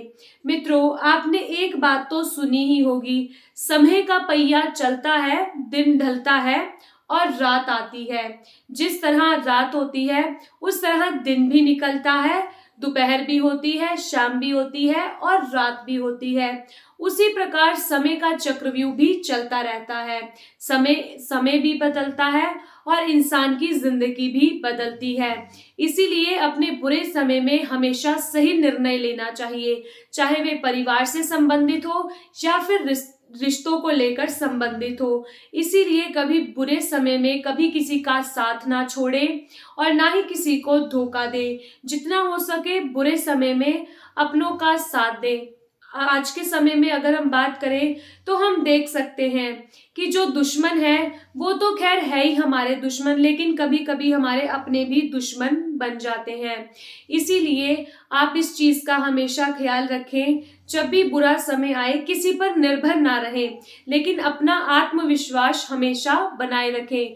जिस प्रकार आप अच्छे समय में कार्य करते थे, संतुष्ट रहते थे, शांत रहते थे, उसी तरह अपने बुरे समय में भी संतुष्टि रखें और अपने कार्य को सीधा करने का जो अभ्यास है वे करते रहें। कभी भी बुरे समय में कोई गलत काम ना करें और सही समय आने का इंतजार करते रहें, क्योंकि भगवान कभी भी किसी के साथ गलत नहीं करता। जो इंसान अमीर है वो गरीब भी होगा और जो इंसान गरीब है वह अमीर भी होगा। हमारी इस वीडियो को देखने के लिए आप सबका बहुत धन्यवाद। नमस्कार दोस्तों, आनंद टीवी आप सभी का स्वागत करता है। आनंद टीवी लेकर आया है आज आप सबके लिए एक विशेष जानकारी। तो चलिए जानते हैं वो कौन सी विशेष जानकारी है जो आप सबके लिए है जरूरी। मित्रों, जब से इस सृष्टि का निर्माण हुआ है, हम अक्सर इस बात में उलझे रहते हैं कि सबसे ज्यादा अधिक शक्तिशाली भगवान कौन से हैं, ब्रह्मा जी, विष्णु जी या महेश जी। तो चलिए आज की हमारी इस वीडियो में जानते हैं कि सबसे ज्यादा अधिक शक्तिशाली भगवान कौन से हैं। उनके अनुसार दो पुराणों में इनका वर्णन किया गया है। शिव पुराण में और भगवत गीता में अलग अलग तरीके से बताया गया है कि कौन से भगवान सबसे ज्यादा अधिक शक्तिशाली हैं। शिव पुराण के अनुसार एक बार ब्रह्मा जी और विष्णु जी में किसी बात को लेकर विवाद हो गया। वे विवाद इतना बढ़ गया कि उस समय वहां पर एक अग्नि स्तंभ उत्पन्न हुआ। वे अग्नि का स्तंभ बहुत ही बड़ा था। उस वक्त वे दोनों कहते हैं कि जो भी इस अग्नि के स्तंभ तक पहुंचेगा वही जीतेगा। तो विष्णु जी उस वक्त अग्नि के स्तंभ के नीचे की ओर जाते हैं और ब्रह्मा जी ऊपर की ओर, उसका अंत पाने के लिए कि इसका अंत कहाँ तक है। विष्णु जी तो हार कर वापस लौट आते हैं, लेकिन ब्रह्मा जब नीचे आते हैं तो वे झूठ बोलते हैं और इस झूठ को सुनते ही शिवजी जी को गुस्सा आता है और वे वहां पर पहुंच जाते हैं और वे गुस्से से ब्रह्मा जी के उस मुख को काट देते हैं जिस मुख से उन्होंने झूठ बोला होता है, और विष्णु जी को कहते हैं कि आपकी इस संसार में पूजा की जाएगी, लोग आपकी सबसे ज्यादा अधिक मान्यता करेंगे। फिर इसके बाद भगवत गीता में कुछ अलग तरीके से भी इस एक छोटी सी कथा के माध्यम से बताया गया है कि इसके बाद सबसे ज्यादा अधिक शक्तिशाली भगवान कौन से हैं। तो चलिए वो भी हम भगवत गीता के अनुसार अब जान लेते हैं। भगवत गीता के अनुसार सभी ऋषियों में एक चर्चा चल रही थी कि आज हम जानेंगे कि सबसे ज्यादा शक्तिशाली भगवान कौन से हैं। तो सभी ऋषियों ने सलाह बनाई और उनमें से एक ऋषि भृगु ऋषि को ये काम दिया गया कि तुम सभी इन तीनों भगवानों के पास जाना और देखना कि कौन से भगवान सबसे ज्यादा अधिक शक्तिशाली हैं। भृगु ऋषि उस वक्त सबसे पहले ब्रह्मा जी के पास जाते हैं और ब्रह्मा जी का बहुत बुरी तरह से अपमान करते हैं और ब्रह्मा जी क्रोध में आकर वे उन्हें वहां से भगा देते हैं। इसके बाद वह ऋषि विष्णु जी के पास जाता है और विष्णु जी के पास जाकर वह उनको बहुत ही अपजनक शब्द बोलता है, उनकी बुराई करता है और उनसे बहुत बुरे तरीके का व्यवहार करता है। यहाँ तक कि वह ऋषि उन्हें लात मारने लगता है और विष्णु जी उसकी लात पकड़ लेते हैं और बोलते हैं, हे ऋषि मुनि, तुम्हें कुछ हुआ तो नहीं, तुम्हारे पैर पर चोट तो नहीं लगी। और इसके बाद वह ऋषि भगवान शिव जी के पास जाते हैं और भगवान शिव जी का भी बहुत बुरी तरीके से अपमान करते हैं। लेकिन हमारे भोले बाबा तो आपको पता ही है कितने भोले हैं, वे मुस्कुरा देते हैं और इस ऋषि को कुछ भी नहीं कहते।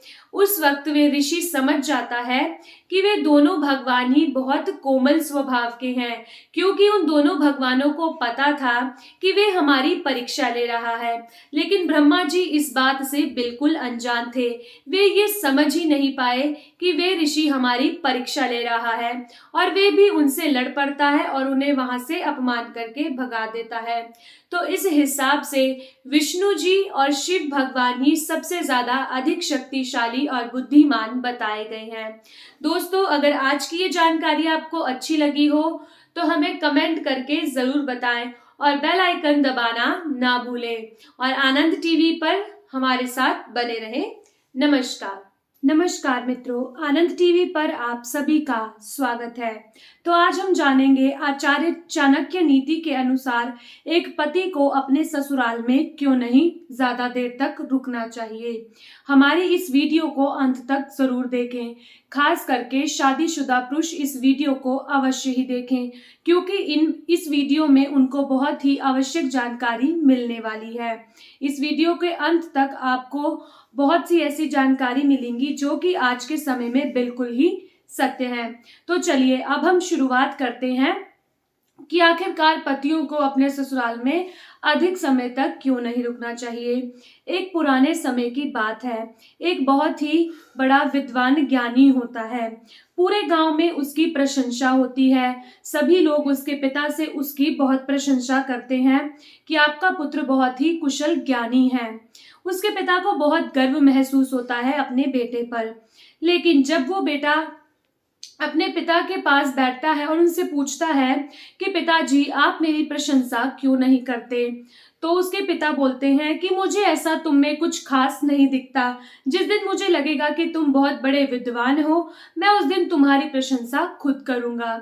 उस पुत्र को उस वक्त बहुत दुख होता है और वह उस दुख से इतना दुखी हो जाता है कि वह अपने पिता को कुल्हाड़ी से मारने तक की सोचता है। उसके मन में बुरे विचार आने लग जाते हैं। वे रात के दिन कुल्हाड़ी लेकर अपने पिता को मारने के लिए जाता है और वे वहां जाकर देखता है कि उसकी माँ पिता से बात कर रही होती है कि आप अपने ही पुत्र की बुराई क्यों करते हैं, मैंने कभी भी आपको उसकी प्रशंसा करते हुए नहीं देखा, ऐसा क्यों। उस वक्त वो कहते हैं कि हे भाग्यवान, वो मेरा पुत्र है, मैं जानता हूँ कि वो बहुत बड़ा विद्वान है, ज्ञानी है और कुशलता है, यानी कि पूरा गांव उसकी बहुत प्रशंसा करता है। मैं पीठ पीछे उसकी बड़ाई करता हूँ मगर मुंह पर उसकी बड़ाई कभी नहीं करता, क्योंकि मैं नहीं चाहता कि मेरे पुत्र में घमंड आए, इसलिए मैं कभी भी उसकी तारीफ उसके मुंह पर नहीं करता। वे ये सारी बातें सुनकर उसे बहुत बुरा लगता है कि वो अपने पिता के लिए जो करने जा रहा था वे बहुत गलत था। वे तुरंत जाकर अपने पिता से माफी मांगता है और बोलता है कि पिताजी मुझे माफ कर दो, मेरे मन में इतने बुरे विचार कैसे उत्पन्न हुए मैं खुद नहीं जानता, आप मुझे सजा दें। उस वक्त उसका पिता उसे सजा देता है और बोलते हैं कि तुम्हारी सजा ये है कि तुम 6 महीने तक अपने ससुराल में जाकर रहोगे। जब वे विद्वान ज्ञानी अपने पत्नी के साथ उसके घर जाता है तो पहले दिन तो उसकी वहां बहुत सेवा होती है, उसका बहुत मान सम्मान होता है और उसके आगे मिष्ठानों का भंडार लगा दिया जाता है।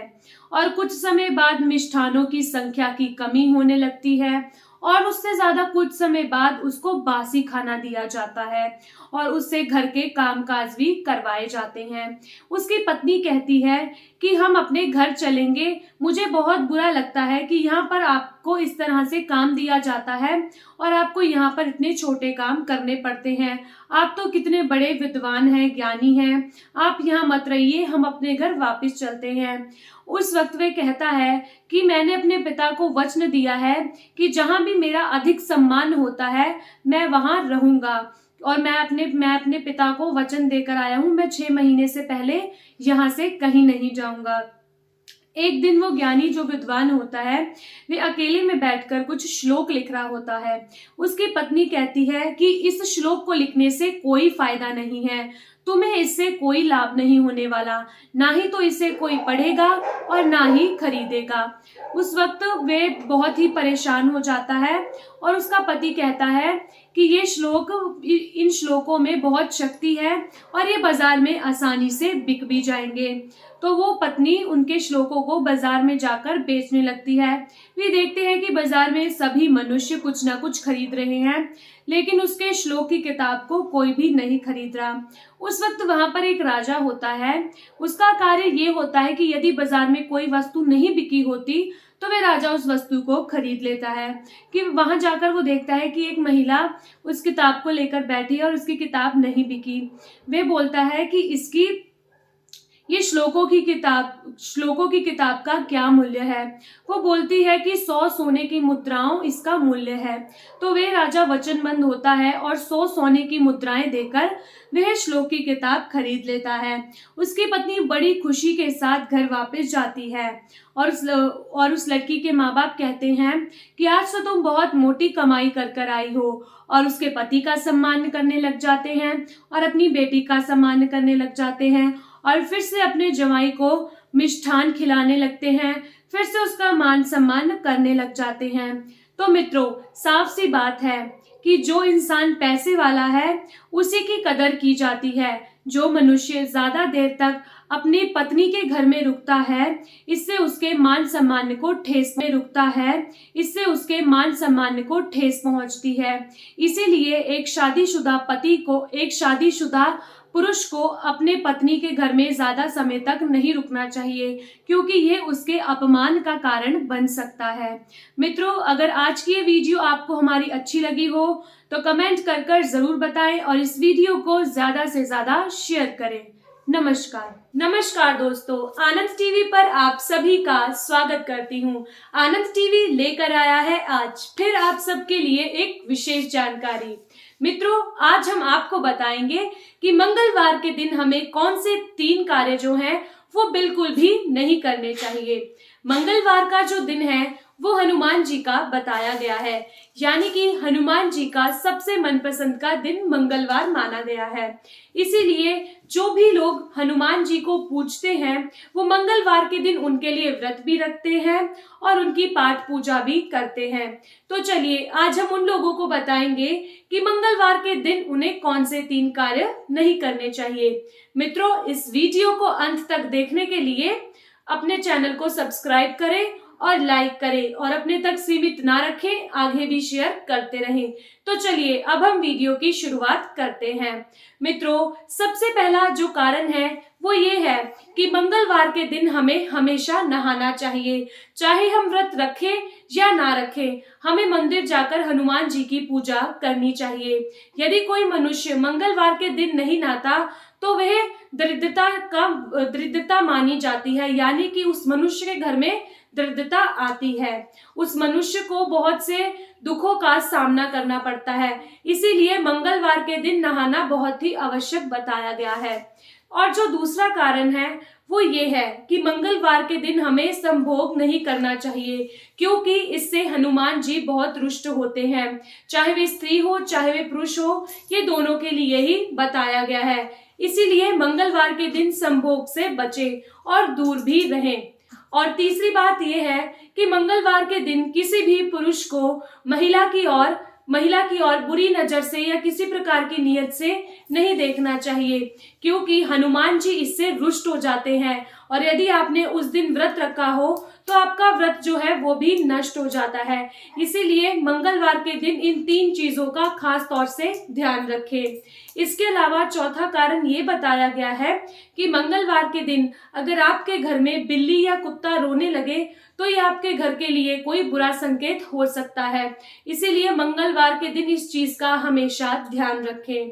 और 5वां कारण बताया गया है कि मंगलवार के दिन हमें साबुन सरफ जैसी चीजें बाहर से खरीदकर अपने घर में नहीं लेकर आनी चाहिए। सोमवार को ले आए या फिर किसी अन्य दिन, लेकिन मंगलवार के दिन साबुन जैसी चीज जो है हमें अपने घर में लेकर नहीं आनी चाहिए। 5वां कारण ये है कि मंगलवार के दिन हमें टूटी हुई कंघी अपने घर में लेकर नहीं आनी चाहिए। 5वां कारण ये है कि मंगलवार के दिन हमें टूटी हुई कंघी का प्रयोग नहीं करना चाहिए, और ना ही टूटे बर्तन में खाना खाना चाहिए, और ना ही टूटे बर्तनों का प्रयोग करना चाहिए, क्योंकि इनसे हमारे घर में दरिद्रता का वास होता है और हमें बहुत सी कठिनाइयों का सामना करना पड़ता है। इसके अलावा जो 6वां कारण है वो ये है कि मंगलवार के दिन हमें टूटे वाहन पर नहीं बैठना चाहिए, क्योंकि इससे आपके साथ बहुत बड़ी दुर्घटना हो सकती है। इसीलिए टूटे वाहन से मंगलवार के दिन दूर रहें। इसके अलावा हमारे हिंदू धर्म शास्त्रों में ये भी बताया गया है कि मंगलवार के दिन हमें काले वस्त्र नहीं पहनने चाहिए और ना ही कोई नया वस्त्र खरीदना चाहिए, क्योंकि इससे मंगल का जो है वो प्रभाव बहुत ज्यादा पड़ता है। इसलिए मंगलवार के दिन ऐसे काम बिल्कुल भी ना करें। इसके अलावा 7वां जो कारण है वो ये बताया गया है कि यदि मंगलवार के दिन अगर आप अपनी रसोई में दूध गर्म कर रहे हैं या आपसे दूध फैल जाता है या दही फैल जाता है, अन्य ऐसी कोई भी चीज फैल जाए, यानी कि घी भी, अगर आपके हाथों से ऐसी कोई चीज गिर जाए तो ये बहुत अशुभ मानी गई है, क्योंकि मंगलवार के दिन यदि आपसे ऐसा कुछ हो जाता है या आपके हाथों से घी, तेल या दूध गिर जाता है तो ये गरीबी का संकेत हो सकता है। इसलिए मंगलवार के दिन इन सब चीजों का खास तौर पर ध्यान रखें। इसके अलावा जो 8वां कारण है वो ये बताया गया है कि मंगलवार के दिन किसी महिला या पुरुष को ना ही अपने नाखून काटने चाहिए, ना ही शेव करानी चाहिए और ना ही अपने बाल कटवाने चाहिए। इससे अगर कोई इंसान ऐसा करता है तो उस पर मंगल भारी हो जाता है। इसलिए मंगलवार के दिन इन सभी कार्यों का ध्यान रखें। तो मित्रों, आज की ये वीडियो आपको हमारी कैसी लगी हमें कमेंट करके जरूर बताएं, और हमारे चैनल को सब्सक्राइब करते रहें और आगे अपने दोस्तों को भी शेयर करते रहें।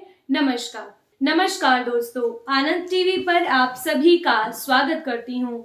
आनंद टीवी आज फिर हाजिर है आपके लिए एक नई जानकारी लेकर।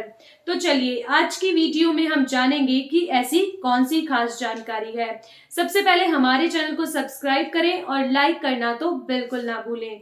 तो चलिए आज हम जानते हैं कि आखिरकार इंसान को कैसे शब्दों का प्रयोग करना चाहिए, एक इंसान के शब्दों में कैसी ताकत होनी चाहिए और एक मनुष्य को चालाकी से कैसे बात करनी चाहिए। हमारी इस वीडियो को अंत तक जरूर देखें, क्योंकि ये आपकी सफलता का कारण बन सकती है। तो चलिए अब हम शुरुआत करते हैं पहले सफलता की, यानी कि इंसान को अपने शब्दों में कैसे ताकत लानी चाहिए। सबसे पहला कारण तो ये है कि इंसान के शब्दों में बहुत ही ताकत होती है। शब्द एक ऐसी चीज है जो इंसान किसी को बोल दे, अगर अच्छे शब्द हम किसी को बोल दे तो उसका जीवन खुश हो जाता है। लेकिन यदि किसी मनुष्य को हम बुरे शब्द बोल दें तो वो इंसान हमसे रुष्ट भी हो जाता है, क्योंकि शब्दों में बहुत ताकत है।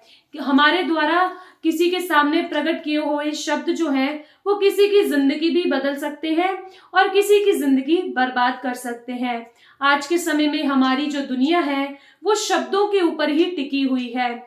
जो इंसान बुरे शब्दों का प्रयोग करता है उस इंसान से लोग भी बात करना पसंद नहीं करते। लेकिन जिस मनुष्य की वाणी मीठी होती है, अच्छे शब्दों का प्रयोग करते हैं, उनसे सामने वाला मनुष्य बहुत प्रभावित रहता है। इसीलिए हमारे शब्दों में ताकत होनी बहुत जरूरी है। कई मनुष्य होते हैं जो रुक रुक कर बात करते हैं, शब्दों को साफ तरीके से नहीं बोलते, उनसे उनका प्रभाव जो है सामने वाले मनुष्य पर बुरा पड़ता है। इसीलिए आप कभी भी किसी से बात करें तो अपने शब्दों को सफाई से कहें और पूरे कॉन्फिडेंस से होकर कहनी चाहिए, क्योंकि इससे सामने वाला व्यक्ति आपसे प्रभावित हो जाता है।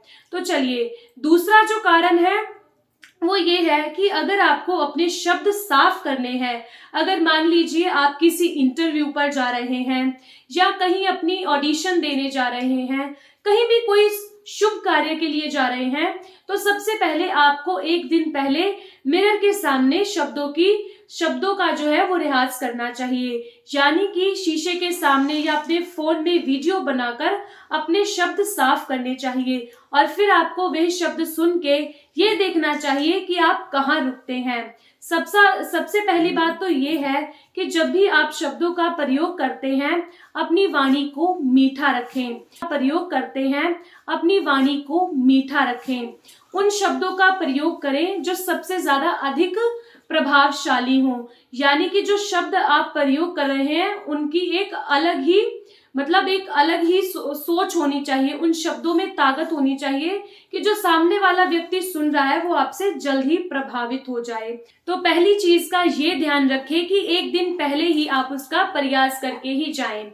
और तीसरा कारण ये है कि जिस भी भाषा को आप अच्छा समझते हैं, जिसमें आप कंफर्टेबल होते हैं, यानी कि हिंदी हो, पंजाबी हो, इंग्लिश हो या कोई भी अन्य भाषा हो, आपको उन भाषाओं की किताब पढ़नी चाहिए, क्योंकि आपके जो शब्द हैं वो किताब पढ़ने से साफ हो जाते हैं। और जब भी आप किसी से बात करते हैं आपके शब्दों में एक अलग ही जादू होता है।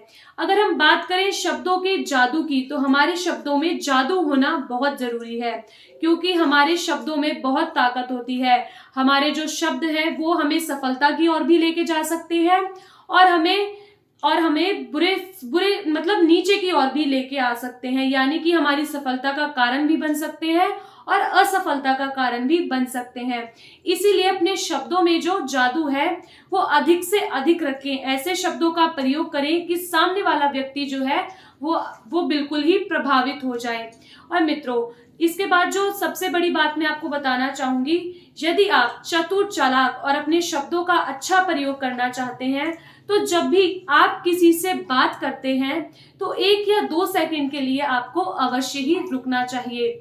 आपके शब्द में इतनी ताकत होनी चाहिए कि सामने वाला जो व्यक्ति है वो आपके 2 सेकंड के रुकने पर भी आपकी अगली बात सुनने के लिए उत्सुक होना चाहिए। इसीलिए इस बात का सबसे पहले ध्यान रखें। जब भी आप कहीं भी कुछ भी भाषण दे रहे होते हैं या कुछ भी बोलने जैसा कुछ कार्य कर रहे होते हैं तो आपको सबसे पहले एक दिन पहले उसका रियाज करना चाहिए। और यदि आपको अपनी वाणी में मिठास लानी है तो उसके लिए आपको प्राणायाम भी करना चाहिए। यानी कि सुबह उठकर आपको सैर करनी चाहिए, गुनगुने पानी से आपको कुल्ला करना चाहिए, सुबह उठकर एक्सरसाइज करनी चाहिए, ओम मंत्र का जाप करना चाहिए। इससे जो है आपकी जो वाणी है वो बहुत मीठी हो जाती है और आपके शब्दों की जो सफाई है वो बिल्कुल साफ हो जाती है। आपने अक्सर ही देखा होगा कि कुछ लोग ऐसे होते हैं, जैसे कि हम आपस में बात कर रहे होते हैं, वो चाहिए को चाहिए बोलते हैं और कुछ और भी ऐसे शब्द हैं जिनका मैं उदाहरण देना चाहूंगी। मेरे को बोलते हैं मेको। ऐसे कुछ और भी ऐसी चीजें हैं जो आप हमारे नॉर्मल जीवन में भी हम अक्सर आसपास के लोगों से सुनते रहते हैं। इसीलिए आप अगर इन शब्दों को रोक रोक कर बोलते हैं तो इसका जो प्रभाव है सामने वाले पर बुरा पड़ता है। इसीलिए हमें शब्दों की जो सफाई है उसको हमेशा अच्छा रखना चाहिए, इससे आपका जीवन बढ़ता है।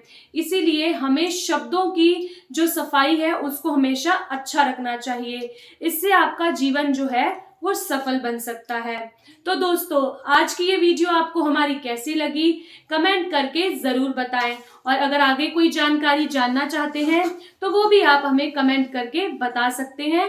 चैनल को सब्सक्राइब करना बिल्कुल भी ना भूलें। नमस्कार दोस्तों, आनंद टीवी पर आप सभी का स्वागत है।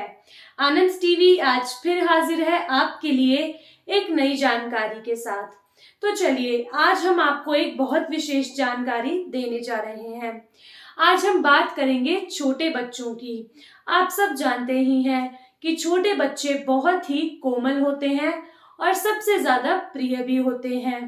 कुछ माँ बाप कहते हैं कि उनका बच्चा पढ़ता नहीं है, कहना नहीं मानता, सारा दिन फोन चलाता रहता है। तो चलिए, आज की हमारी इस वीडियो में जानेंगे कि आखिरकार ऐसे जो बच्चे होते हैं उनका विशेष कारण क्या है। हमारी इस वीडियो को अंत तक जरूर देखें, इसमें आपको इन सब के जवाब मिलने वाले हैं। आप सभी तो जानते हैं कि बच्चे मन के सच्चे, छोटे बच्चे कभी भी झूठ नहीं बोलते, ये तो आप सब जानते ही हैं। छोटा बच्चा जो देखता है वही बोलता है, जैसा सुनता है वैसा ही करता है। इसीलिए आज की जो वीडियो है वो बच्चों के लिए ही बताई गई है। तो चलिए, आज हम आपको बताएंगे कि छोटे बच्चे जो हैं वो सबसे ज्यादा अधिक फोन क्यों चलाते हैं। आज के समय में साधारण सी बात है, मैं आपको उदाहरण के तौर पर एक छोटी सी बात कहना चाहूंगी। एक समय में दो महिलाएं ट्रेन में यात्रा कर रही थी। दोनों महिलाओं के अपने अलग अलग बच्चे थे। तो एक माँ किताब पढ़ रही थी और उसी माँ का बेटा भी किताब पढ़ रहा था, और जो सामने वाली माता बैठी हुई थी उसका बच्चा फोन चला रहा था और स्वयं माता भी खुद फोन चला रही थी। उस वक्त वो महिला सामने वाली महिला को देखकर बहुत ही आश्चर्यजनक हुई। उसने कहा, बहन, तुम्हारा बेटा इतनी सी उम्र में किताब पढ़ता है, ऐसा कैसे हो सकता है। उस वक्त उस माता ने जवाब दिया कि देखो बहन, बच्चा जैसा देखता है वो वैसा ही करता है। हमारे कहने से कुछ नहीं होता। अगर हम बच्चों को बार बार यही कहते जाएंगे, नहीं तुम पढ़ो पढ़ो, नहीं तुम ऐसा कार्य करो वैसा कार्य करो, तो बच्चा कभी नहीं सुनता। बच्चा जो है हमेशा वही करता है जो वो देखता है। इसीलिए अगर आप फोन चलाएंगी तो साधारण सी बात है कि बच्चे भी फोन चलाएंगे। यदि आप कोई किताब पढ़ेंगी, पुस्तक पढ़ेंगी, पाठ पूजा करेंगी, तो आपको देख के भी बच्चा भी स्वयं वैसा ही कार्य करेगा। इसीलिए जैसा आप कार्य करेंगी वैसा ही आपका बच्चा कार्य करेगा। यदि आप सदैव फोन ही चलाती रहेंगी तो आपका बच्चा आपको देख के वो भी जिद करेगा कि वो भी फोन चलाएगा। इसीलिए मैं हमेशा धार्मिक किताबें पढ़ती हूँ और अन्य तरह की किताबें पढ़ती रहती हूँ, जिसे देख के मेरा बच्चा इससे अधिक प्रभावित होता है और वो भी किताबें पढ़ने की जिद करता रहता है। तो इससे साफ जाहिर होता है कि बच्चा जो देखता है वो वही कार्य करता है। आपके कहने से उस पर कोई फर्क नहीं पड़ता। आपने अक्सर देखा होगा कि घर में जब भी कोई छोटा बच्चा होता है, उस बच्चे को चिल्लाकर बात करने की आदत होती है। वो आदत इसीलिए होती है कि घर में कोई ना कोई ऐसा सदस्य होता है जो चिल्लाकर बात करता है। इसीलिए छोटा सा बच्चा तो बहुत मासूम होता है, उसे क्या पता चिल्लाकर बात करना अच्छा है या बुरा। इसीलिए बच्चा जैसा देखता है वे खुद भी वैसे ही बात करने लग जाता है।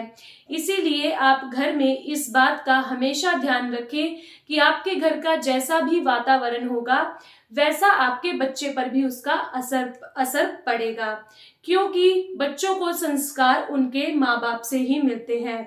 हम अगर आज के समय की बात करें तो हम छोटे छोटे बच्चों को ये बोलते हैं कि नहीं बेटा, आप ऐसे बोल देना कि हम घर पर नहीं है, बाहर कोई भी आया हो। तो वो तो बच्चा है, वो क्या जाने झूठ सच के बारे में।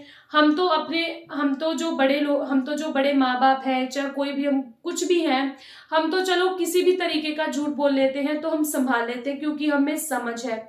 लेकिन जो छोटे बच्चे होते हैं उनमें तो समझ भी नहीं होती। हम उन्हें जैसा करने के लिए बोलते हैं वे भी स्वयं वैसा ही बोलने लग जाते हैं, क्योंकि बच्चे अनजान होते हैं, वे सच झूठ का फर्क नहीं समझ पाते। इसीलिए जो बच्चों की कुछ गलतियों की शुरुआत होती है वो खुद माँ बाप से ही शुरू होती है। इसीलिए अपने घर में इन विशेष बातों का जरूर ध्यान रखें। जैसे आपके संस्कार होंगे, आपका व्यवहार होगा, आपकी भाषा होगी, चाहे वो कैसा भी कार्य क्यों ना हो, वो आपके बच्चे पर जरूर असर करता है। हम अक्सर इस बात को लेकर बहुत परेशान रहते हैं कि हमारा बच्चा बहुत तेज बोलता है, बहुत गुस्से में रहता है, गलत वाणी का प्रयोग करता है। तो ये सब चीजें बच्चा खुद नहीं सीखता, वो अपने बड़ों को देखकर ही ऐसी चीजें सीखता है। इसीलिए इन सब विशेष बातों का हमेशा ध्यान रखें। एक छोटा सा उदाहरण जो है वो मैं आपको बताना चाहूंगी इस वीडियो में, जो कि आप सभी के लिए बहुत आवश्यक है। एक बार दो सहेलियां बाजार जा रही होती हैं अपने बच्चों के साथ। तो एक का जो बच्चा होता है वे बहुत ही शांत स्वभाव का होता है, किसी भी चीज को लेकर कभी जिद नहीं करता।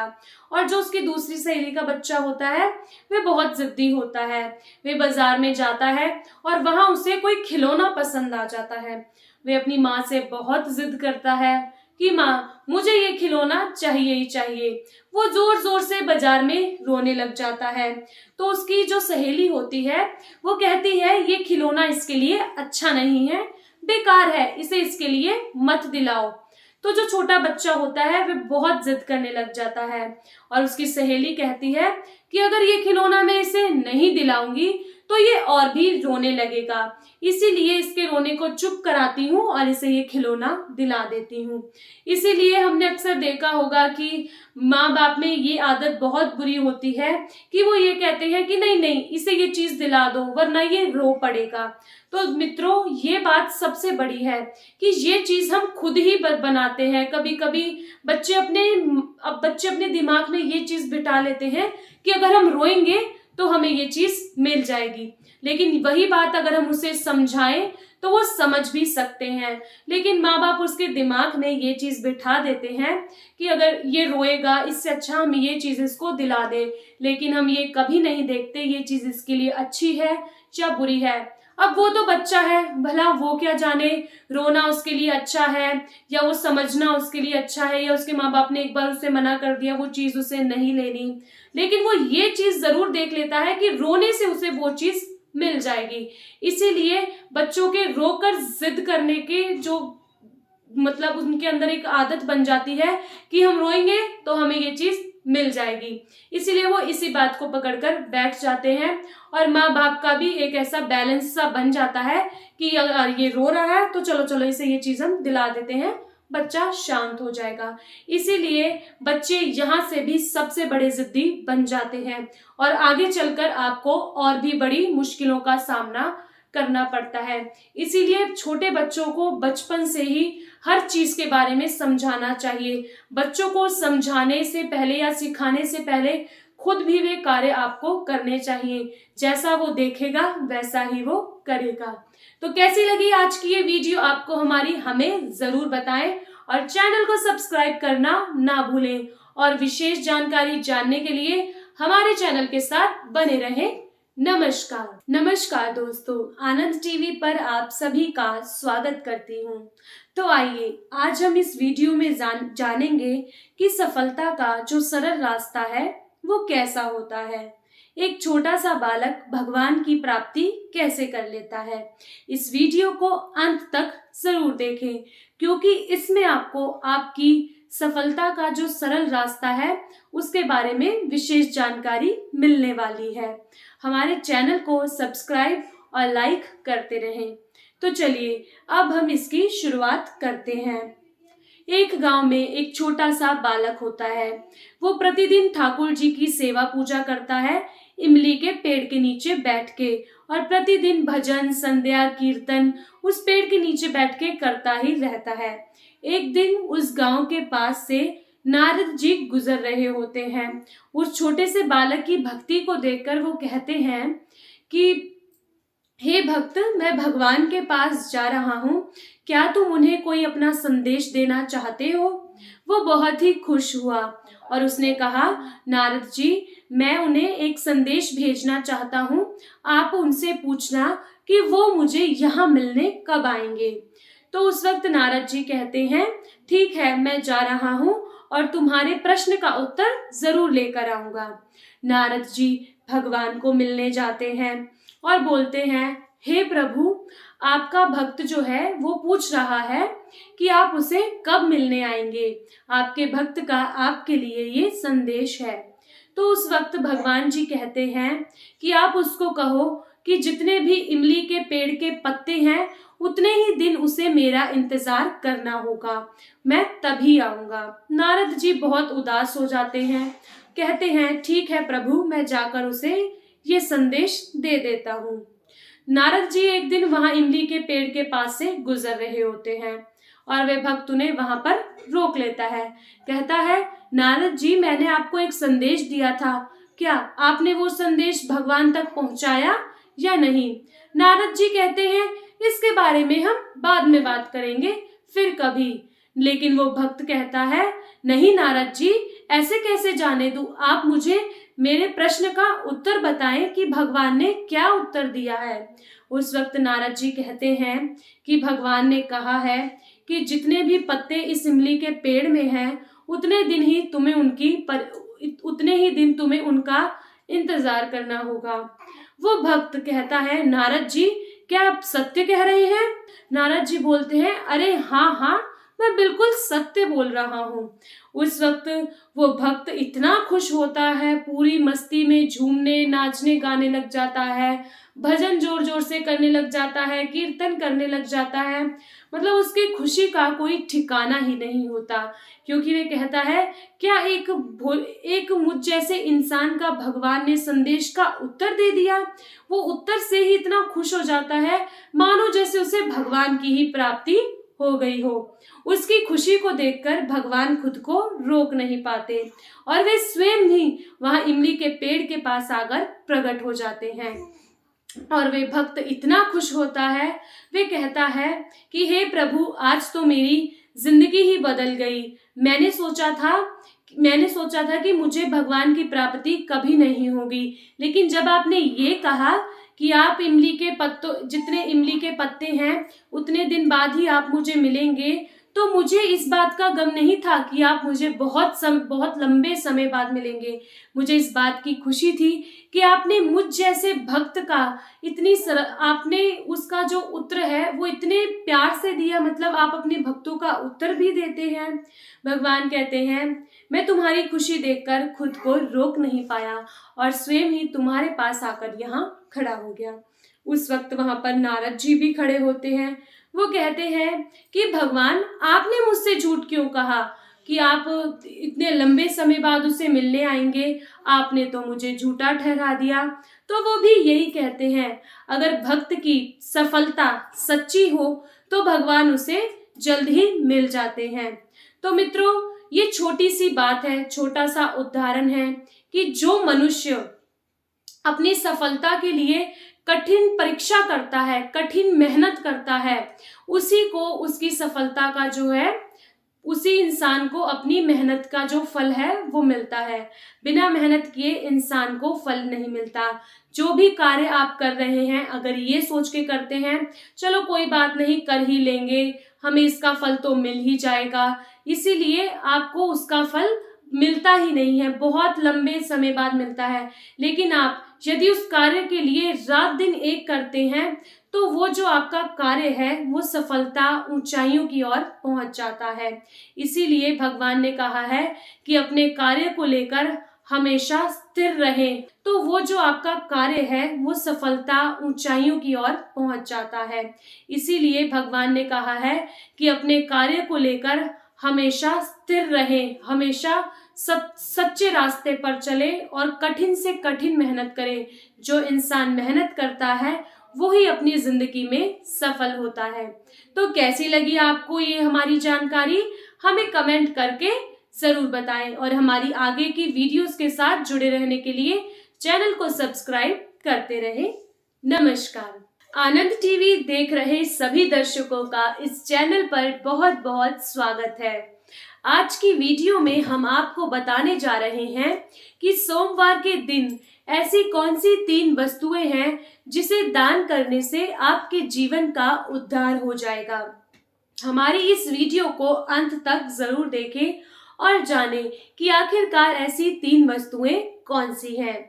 तो दोस्तों, पहली वस्तु जो है वो नमक है, यानी कि साधारण नमक नहीं, मोटी डली वाला नमक। यदि आप सोमवार के दिन नहा धोकर किसी मनुष्य को दान करते हैं तो उससे आपके घर में धन की वृद्धि होती है, यानी कि कभी भी धन की कमी नहीं रहेगी। इसीलिए सोमवार के दिन नमक का दान करना अति उत्तम बताया गया है। आनंद टीवी देख रहे सभी दर्शकों का इस चैनल पर बहुत बहुत स्वागत है। आज की वीडियो में हम आपको बताने जा रहे हैं कि सोमवार के दिन ऐसी कौन सी 3 वस्तुएं हैं जिसे दान करने से आपके जीवन का उद्धार हो जाएगा। हमारी इस वीडियो को अंत तक जरूर देखें और जानें कि आखिरकार ऐसी 3 वस्तुएं कौन सी हैं।